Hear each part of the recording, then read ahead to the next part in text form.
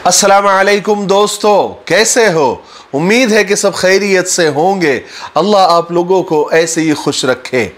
आज मैं आप लोगों को 3 छोटी छोटी कहानियाँ सुनाता हूँ जिससे हम सबको बहुत कुछ सीखने को मिलेगा। और ये तीनों कहानियाँ आप अपने बच्चों को भी सुना सकते हैं उनकी तरबियत के लिए। हालांकि बच्चों को सच्ची कहानियाँ सुनाने का ज़माना गुज़र गया, माहौल ख़त्म हो गया, लेकिन अब भी अगर किसी के घर में ये अच्छा माहौल है तो वो अपने बच्चों को ये सच्ची कहानियाँ सुना सकते हैं, बहुत सबक मिलेगा। नंबर 1 कहानी, छोटी छोटी कहानियाँ हैं, पूरा सुनना ज़रूर। नंबर 1 कहानी, मौलाना रूमी रहमतुल्लाह अलैह फरमाते हैं कि एक शख्स बारिश के मौसम में दरख्त के नीचे जाकर खड़ा हो गया, बारिश से बचने के लिए खड़ा हो गया। सामने से एक शख्स गुजरा, उसने कहा कि भाई बारिश के मौसम में बिजलियाँ कड़क रही है और ऐसे सीज़न में बिजलियाँ गिरने का ज़्यादा इम्कान और चांस दरख्तों पर ज़्यादा होता है, तो आप यहाँ मत खड़े रहो, किसी और जगह जाकर खड़े रहो। तो शख्स ने कहा कि मेरा अल्लाह पर पूरा ईमान है, वो मुझे बचा लेगा। वो आदमी आगे बढ़ गया। दूसरा आदमी आया, उसने भी उस शख्स से वही कहा कि भाई बिजलियाँ गिरने का ज़्यादा चांस दरख्तों पर होता है ऐसे सीज़न में, तो तुम किसी और महफूज जगह पर जाकर खड़े हो जाओ। उसने कहा कि मेरा अल्लाह पर ईमान है, वो मुझे बचा लेगा। वो दूसरा शख्स भी निकल गया। तीसरा शख्स आया, उसने भी वही नसीहत की, उसने भी तीसरे शख्स को भी वही जवाब दिया। बहरहाल थोड़ी देर के बाद में अचानक एक बिजली कड़की उस दरख्त पर गिरी और उस आदमी को जलाकर खाक कर दिया। तो एक शख्स ये सब कुछ देख रहा था, उसे बड़ी हैरत हुई। वो किसी अल्लाह वाले के पास गया और सारा किस्सा सुनाया और कहने लगा कि उस बंदे को तो अल्लाह पर पूरा भरोसा था, फिर अल्लाह ने उसे क्यों नहीं बचाया?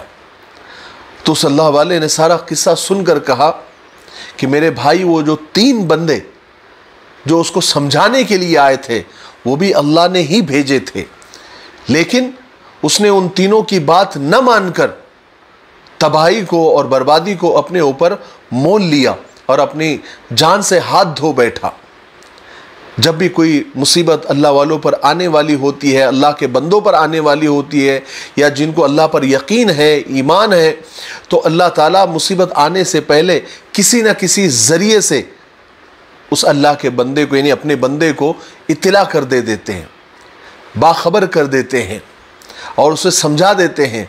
कभी ख्वाब के ज़रिए समझा देते हैं, कभी कोई दोस्त समझा देता है, कभी कोई बुज़ुर्ग समझा देता है, कभी माँ बाप समझा देते हैं, कभी कोई ना कोई ज़रिया अल्लाह ताला बना ही देता है।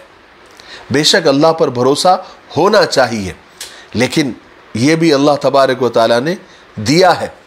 अब अल्लाह पर भरोसा है और कोई बिल्डिंग पे से छलांग लगा दे तो जाहिर है कि दुनिया दारुल असबाब है, तो वो मरेगा ही मरेगा। तो अल्लाह ताला ने अक़ल दी है, सोचने की सलाहियत दी है, इसलिए अल्लाह पर भरोसा भी करें और अक़ल का इस्तेमाल भी करें। ठीक है। दूसरी कहानी, एक बकरी पानी की तलाश में निकली, उसे दूर पानी नज़र आया, उसने पानी देखकर छलांग लगा दी क्योंकि उसे प्यास लगी हुई थी।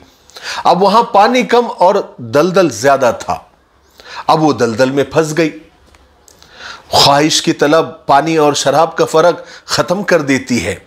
अब वो बकरी जितना निकलने के लिए ज़ोर लगाती वो उतनी ही फंसती चली जाती। अब इतने में एक भेड़िया उधर से आ गया, वो भी पानी और अपने शिकार की तलाश में था। अब उसने बकरी भी देखी और पानी भी देखा, यानी अपना शिकार भी देखा और पानी भी देखा, तो उसने कुछ नहीं सोचा और डायरेक्ट छलांग लगा दी। अब वो भी दलदल में फंस गया। अब हिर्स और लालच में जो फंसता है फिर वो कम ही निकलता है। बकरी ने जब भेड़िए को धंसता हुआ देखा तो बकरी हंस पड़ी। हंसी का सामान मिल जाए तो इंसान अपनी तकलीफ़ों को थोड़ी देर के लिए भूल जाता है। तो भेड़ी ने पूछा कि तुम क्यों हंसती हो? तो बकरी ने कहा कि जनाब, आज तो आप भी फंसे हुए हैं। भेड़िए ने कहा कि तू भी तो फंसी हुई है। तो बकरी ने कहा कि मेरे फंसने में और तेरे फंसने में बहुत फर्क है। मेरे मालिक के पास हम 30 बकरियां हैं। जब वो घर पर जाकर गिनेगा और जब 29 ही भरेगी तो मेरी तलाश में जरूर आएगा और मुझे निकाल लेगा। पर भेड़िए तू बता तेरा क्या होगा? भेड़िया खामोश हो गया, उसके पास कोई जवाब नहीं था। बेशक ज़ालिका फ़ज़्लुल्लाहि युती मन यशा, इसलिए अपने मालिक के खूंटे से बंधे रहिए, वो कभी भी तुमको ज़ाय नहीं होने देगा। जब भी कोई परेशानी मुसीबत आएगी वो तुमको बचा लेगा। ठीक है। तीसरी कहानी, एक शख्स कहता है कि मैं जब भी स्मार्टफोन पर कोई काम करता रहता था या कुछ मैसेजेस ईमेल वगैरह चेक करता रहता था तो जो मेरे दादाजी है जो काफ़ी उम्र रसीदा है, यानी बूढ़े हैं, बुजुर्ग हैं, तो मुझे डांटा करते थे, मुझे यानी समझाया करते थे कि तुम क्या ये फालतू की चीज़ लेकर बैठे रहते हो हमेशा, और इस पर हमेशा तुम पता नहीं क्या करते रहते हो, ये वक्त का ज़ाया करना है, और हमारे ज़माने में सब चीज़ें नहीं थी, क्या इसके बगैर ज़िंदा नहीं रहा जा सकता क्या, वगैरह वगैरह। जो भी बड़े बुज़ुर्ग डांटते हैं उस तरह वो डांटा करते थे। तो मैं दादाजी के उनको समझाने से बेहतर है कि मैं थोड़ा सा उनके डांट को इग्नोर कर देता था, या जब भी मुझे मोबाइल पर काम करना होता था तो मैं कहीं और जाकर काम करता था। बहरहाल एक दिन ऐसा हुआ कि मुझे हफ्ता 10 दिन के लिए कहीं बाहर जाना पड़ा। तो जब मैं वापस आया सफ़र से तो मैंने देखा कि दादाजी दालान में बैठे हुए हैं कुर्सी पर, और उनके हाथ में स्मार्टफोन है और वो उसके ऊपर कुछ देख रहे हैं, स्क्रॉलिंग कर रहे हैं, टच कर रहे हैं। तो मैं गया दादाजी के पास, मैंने कहा दादाजी आज तो कमाल हो गया, सूरज क्या मगरिब से निकला, आज आपके हाथ में स्मार्टफोन, आप तो बड़े मुझे डांटा करते थे और मुझे बड़ा आपने सख्ती से मना किया हुआ था, और आज आपके हाथ में फ़ोन। तो दादाजी कहने लगे कि बेटा ये स्मार्टफोन इतना बुरा भी नहीं है, और 8-10 दिनों से मैं देख रहा हूँ, मैं 8-10 हमारे जो दोस्त है उसके राब्ते में हूँ, उनके टच में हूँ, मैं व्हाट्सएप पर उनके नंबर हैं, और जो मुझे बार बार राब्ता करते रहते हैं तो उनके नंबर ऊपर आते हैं, और जो राब्ता कम करते हैं उनके नंबर नीचे नीचे नीचे चले जाते हैं।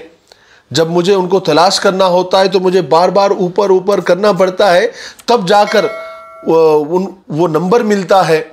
तो जो बार बार मुझसे राब्ता करते रहते हैं उनका नंबर ऊपर ऊपर रहता है। तो बेटा मैंने इससे एक बात सीखा हूँ कि जब हम अल्लाह से हम बार बार राब्ता करते हैं, 5 वक्त की नमाज पढ़ते हैं, जिक्र करते हैं, तिलावत करते हैं, तो हम बार बार राब्ते में रहते हैं अल्लाह के, तो अल्लाह की फहरिस्त में हम टॉप लिस्ट में होते हैं। और अगर हम अल्लाह से राब्ते में नहीं रहते हैं, नमाजें नहीं पढ़ते हैं, जिक्र नहीं करते हैं, कुरान नहीं पढ़ते हैं, तो फिर हमारा अल्लाह की फहरिस्त में और अल्लाह की लिस्ट से हमारा बहुत नाम नीचे चला जाता होगा। इसलिए अगर हमें टॉप लिस्ट में रहना है, जैसे मेरे दोस्तों को अगर मेरे टॉप लिस्ट में रहना है तो उन्हें बार बार मुझे मैसेज करना होगा, तब वो मेरे टॉप लिस्ट में रहेंगे। इसलिए अगर अल्लाह ताला के टॉप लिस्ट में हमको रहना है तो 5 वक्त की नमाज पढ़नी होगी, तिलावत करनी होगी, जिक्र करना होगा और अल्लाह से राब्ते में रहना होगा, तब हम अल्लाह ताला के टॉप लिस्ट में रहेंगे।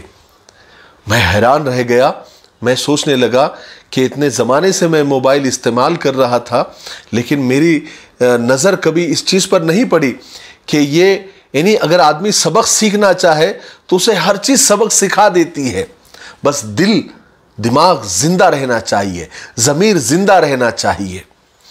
तो इन 3 कहानियाँ जो मैंने आपको सुनाई हैं, इससे मुझे ऐसा लगता है कि बहुत कुछ हमें सीखने को मिला होगा। आप अगर चाहे तो ये कहानी अपने बच्चों को सुना सकते हैं, या अगर आप नहीं सुना सकते तो ये वीडियो उनको बता सकते हैं, बहुत कुछ उन्हें सीखने को मिलेगा। या फिर मेरा अंदाज शायद इतना अच्छा नहीं होगा, आप अपने अंदाज में, अच्छे अंदाज में, आपके फितरी अंदाज में अपने बच्चों को ये कहानियाँ ज़रूर सुनाएं, ताकि उन्हें बहुत कुछ इन कहानियों से सीखने को मिले। और घर में ये आदत लगाए, रात को सोते वक्त अपने बच्चों को जमा करके सच्ची कहानियाँ सुनाया करें। ये ज़माना अभी लद गया, लेकिन पहले ज़माने में दादी, नानी, दादा और नाना अपने बच्चों को, अपने नवासों को, अपने पोतों और पोतियों को कहानियाँ सुनाया करते थे, जिससे बच्चों को तरबियत उनकी होती थी। तो ज़रूर हम छोटी छोटी और सच्ची कहानियाँ हम सुनाया करें, इससे बच्चों की तरबियत होती है। मुझे उम्मीद है कि आज